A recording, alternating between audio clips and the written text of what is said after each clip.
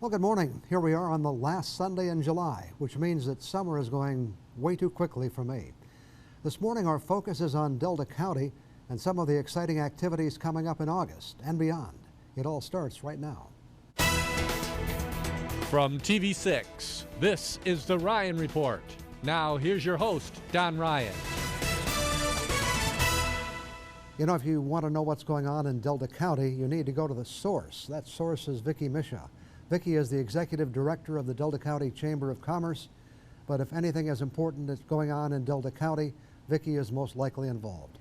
Pleased she could join us this morning. Welcome back. Thank you for the invitation. It's so great to be here. And you really are the source. You're so involved down there. We're paying attention to what's going on in Delta County, that's for sure, and thank you for saying that we're the source. How long have you been the executive director at the Delta County Chamber? Since June 15th of 1999. 1999. Yeah. And what did you do before that? I guess I was in the computer business. We were one of the first computer dealers in Delta County. We owned Softec, and we automated a lot of the businesses and certainly provide computer systems to a lot of the homes in Delta County and across the Upper Peninsula.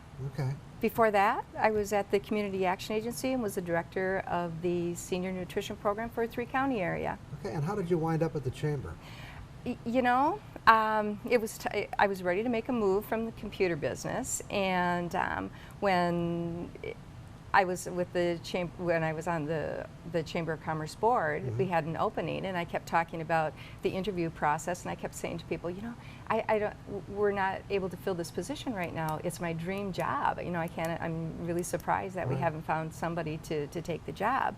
And one of my dearest friends said, well, why don't you go for it? And so at that point I thought, all right, maybe I should do that. So this is 17 years 17 later? years, you're right, right. What do you do when It's you're been not great. What do you do when you're not working?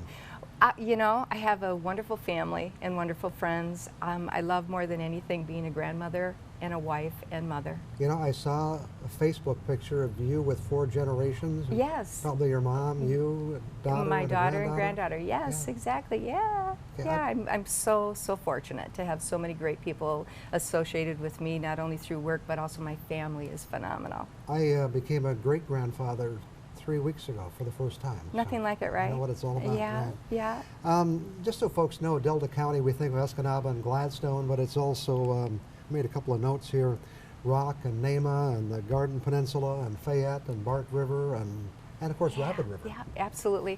Population of just over 36,000. You know, more freshwater shoreline than any other county in the Upper Peninsula or in the nation, actually. So we feel like we have a lot to offer in Delta County. The good news is that there are a lot of businesses and a lot of people who visit the area that feel the same way. Okay. And how's the year going so far? The year is going very well. We're very busy. We've had a lot of very positive activities going on in Delta County. We have, you know, we talk about the Chamber of Commerce, but we are a commerce center. So as a commerce center, we have the Economic Development Alliance, the Convention and Visitors Bureau, the Builders Exchange, and of course now we manage the UP State Fair. So there's a lot of activity, and when you were talking about being the source of information through the Commerce Center, I think that people can call and just about get any question answered that they're looking for. Okay. Let's talk about the fair, but let's start first with a little bit of history. I did a little research, and I don't know if you know, but the Escanaba was named the city for the Upper Peninsula State Fair in 1927. You probably knew that. That's exactly right. And the first fair was held in 1928. That's exactly right. And we've been going strong ever since, right? Except for a couple years. Well, things kind of cruised along there, you know, in high gear, and it was kind of run by the State Fair Board. And in 2009, the state decided to stop supporting fairs. And there was a Detroit State Fair and the Upper Peninsula State Fair. But in typical UPER fashion, we decided the UP State Fair wasn't going to go away, right? That's exactly right. And it was early in January 2009 that we first got the word that the state would no longer be funding fairs or be involved in the fair business. And at that time, I was appointed to the UP State Fair Board, and so we were very actively involved in what the discussions were going to be in as far as transition. Well, on the Chamber of Commerce side, of course, we knew how important it was to not only Delta County, but the entire Upper Peninsula in terms of economic development and certainly carrying on the tradition of the fair. So when the decision was made to terminate the state's involvement in the fair, a group of people primarily from Delta County at that time, just because it was the grassroots level, got together and just said, we've got to put together a proposal that we can submit to the state that will allow for the transition to local control, UP control of the Upper Peninsula State Fair, and certainly the continuation. In August of 2009, the keys were transferred to the UP State Fair Authority, and we have been going strong ever since. And you have a board which represents the whole UP? We're so lucky. We have people who are so dedicated to the continuation of, and the successful continuation, obviously, and the financial sustainability of the fair. There's representation on the authority by all 15 counties, and then of course the Hannahville Indian community. And what is the Chamber's role in the fair? We have been appointed as or hired really as the management agent, and it was something that from the beginning we wanted to be involved. We helped develop a marketing plan. We came up with the business model. We submitted a budget that was going to be acceptable to the authority, and thought that they would continue, operating the fair under that business model. And then I think it was probably during their first organizational meeting, they decided that they were going to appoint a management agent, and they appointed the Chamber of Commerce to take on that role. So right now you're pretty much in fair mode, and we'll talk about that in a couple fair of mode. minutes. Okay. Back with more on the Ryan Report after we take a 2-minute break.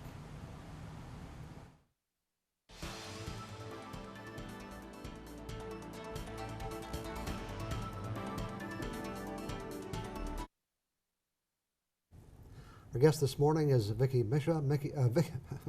Vicki is the Executive Director of the Delta County Chamber of Commerce, talking a bit about the UP State Fair, which is now being privately run by people here in the Upper Peninsula.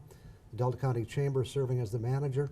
And really, you have to be self-sustaining. You have to make it on your own, not you, but the fair. And we've been able to do that. Mm-hmm.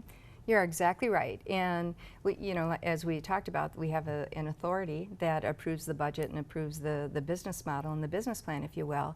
And thanks to their guidance and efforts and good fiscal management, we're able to sustain financially. Not only that, but we have a rainy day fund set aside.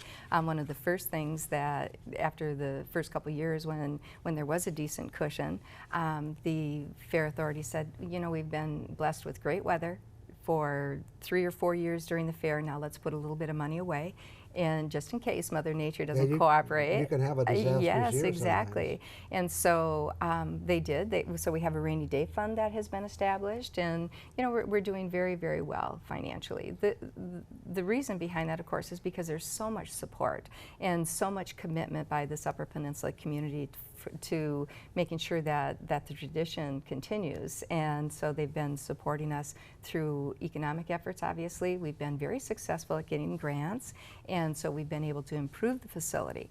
With the improvement comes more opportunities to rent, and of course more non-fair revenue will come into the fairgrounds as a result. And looking at some charts, your gate receipts are up, your rental income is up, your sponsorships are up, everything's heading in the right direction. Everything, the trends are right where we want them to be, so we're very, very fortunate. So we're on solid ground. Let's go to the fair. Yeah. Okay, the fair this year starts on the 15th. 15th and runs through the 21st. We've got an exciting week planned. Once again, we want to make sure that we're adding value. Once people walk through the gates and pay, $8 as an adult or $5 for children to get through the gates, we just want to make sure that once they're there, there's enough to do and enough to see, so that the investment doesn't have to be so high that it prohibits families from visiting. So we've got great free entertainment throughout the week on the Midway. Nice, great family acts. It certainly is family-friendly, fun, that's affordable, and then great grandstand entertainment. So we talk to people, and you hear often, what's the reason you go to the fair? Off the top, it's grandstand entertainment and the fair food. Okay. And then, of course, with many others, it's making sure that they can see the egg exhibits and the livestock, and what happens in the barn areas and in the agricultural areas on the fairgrounds. So everybody's covered, and we've got a lot to offer the fairgoers. And I see Herman's Hermits are going to be with there. Peter Noon. Yes. Yes. And Brett Michael. Yeah, Brett Michaels, Dan and Shay will be Okay. there, and then Scott Murray and the Sick Air FMX in the grandstand. So on Tuesday we have Scott Murray. On Wednesday, Dan and Shay. On Thursday, Brett Michaels. That follows, of course, Honored Citizens Day and the Governor's Luncheon and the Veteran of the Year ceremony that'll take place. And then on Friday, Herman's Hermits with Peter Noon. Saturday, we'll have under the grandstand lights the UPIR stock car racing. And Sunday, we'll have it'll be a little bit different for us this year because we're extending the hours on Sundays, so that will close at dusk, end with a bang with fireworks. Before that, we'll have mud drag races that are sponsored by the Bay-St. Convention and Visitors Bureau. Okay, and I know you have a number of special days where there's some special admissions too.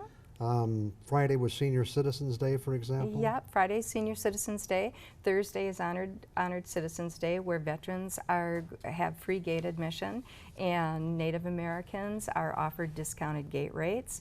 On Monday, it's considered our preview night, so there's discounted gate admission, and also discounted gate on Sunday as well. Again, Sunday we'll have a full day of activity. And the Skirbeck shows will be. Skirbeck shows are, That's a tradition. yes, oh my gosh, yes. We've had such a great relationship with the Skirbeck Entertainment Group, so much so that they're bringing in new rides, of course, and new and exciting rides to really showcase our Midway Carnival entertainment. And then also they're sponsoring the fireworks to end the fair with a bang. And we shouldn't forget what the fair really means to the exhibitors, especially the young people who get involved and help exhibit animals. Oh my and gosh, yes. Plants and oh my everything gosh, else. you are so right, and I guess that's probably something that most people aren't aware of, except those that are exhibiting animals. We have a junior market livestock auction that takes place on Saturday afternoon. It starts at 11 and runs through most of the day on Saturday. During that short time on Saturday, very generous auction buyers invest $500,000 Wow. in the animals that are sold at the auction. That money goes directly back to the young exhibitors, who use then, of course, that money for college tuition or any other professional development. So it's very, very important, and it's really heartwarming to see the level of support that a lot of the communities and buyers across the Upper Peninsula give these kids. And I know the kids really get involved. Oh my gosh, yes. Okay, we'll talk about more than the fair. We'll talk about some other things coming up. Back with Vicki after we take this break.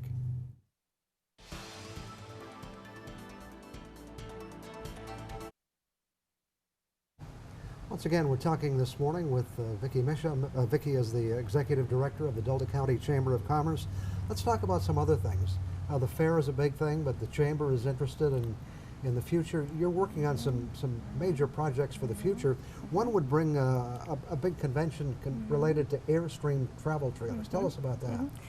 Well, and I guess you're right. That's the beauty of our organizations, because the Chamber of Commerce is involved in the fairgrounds, and because we, of course, know the asset that the fairgrounds is, and the importance of drawing rallies, conventions, activities into this Delta County area, we are able to go out and look for different events that we can bring to the fairgrounds that support all of our Delta County community and, obviously the Upper Peninsula as a whole. Right. So our most recent contact, I guess, would be with the Airstream folks, who plan an international rally, and they will be on the UP State Fairgrounds in 2017.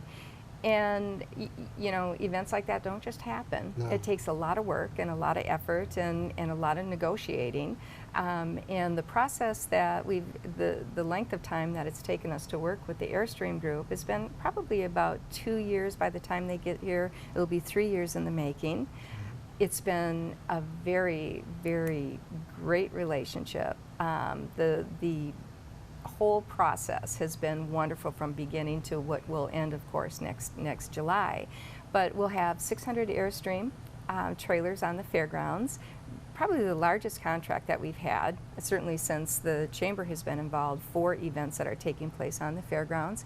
They're excited to be part of the Upper Peninsula community.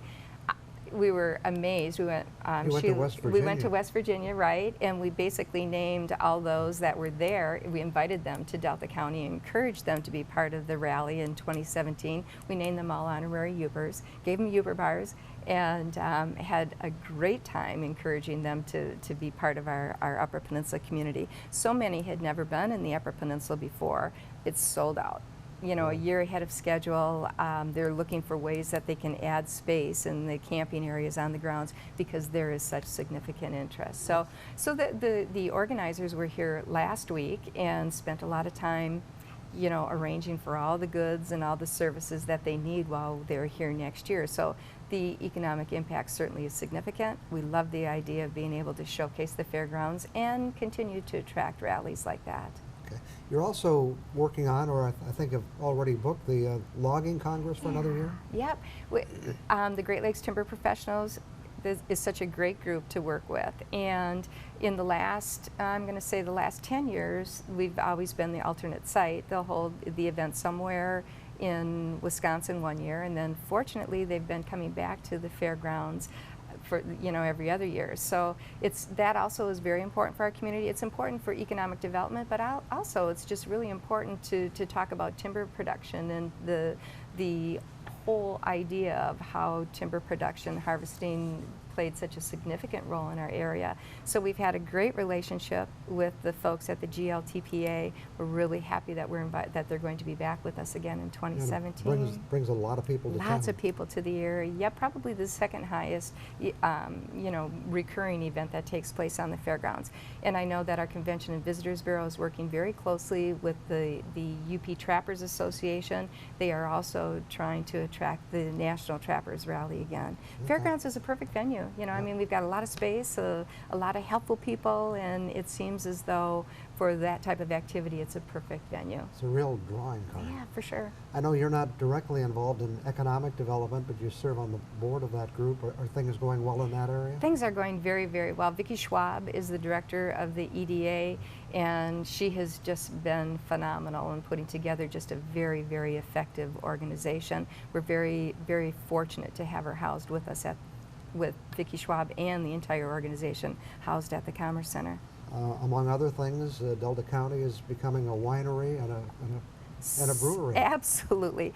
Upper Hand just held their first annual backyard barbecue, which was a huge success. A lot of people went out and supported that. They've continued to expand. We're really, a lot of people still call it Bell's Brewery, and certainly that's okay because it is part of Bell's, but Right. the Upper Hand Brewery is doing great, and you're right, our wineries are just excellent. So, of course, as we start planning events and activities on the fairgrounds, it brings people into the area, and we try and organize tours. They're always on the tour list of must-see places to visit when you're in Delta County. Okay, we're just about out of time. Do you want to make one more pitch for folks to come to the fair? Well, let's say red, white, and blue, this fair is for you. Talk about it till you're red, white, and blue in the face. Wow, very good. Thank Okay. you. Thanks for coming in this morning. It was a Okay. pleasure. Thanks for the invitation. I'll be back with some more thoughts after we take this break.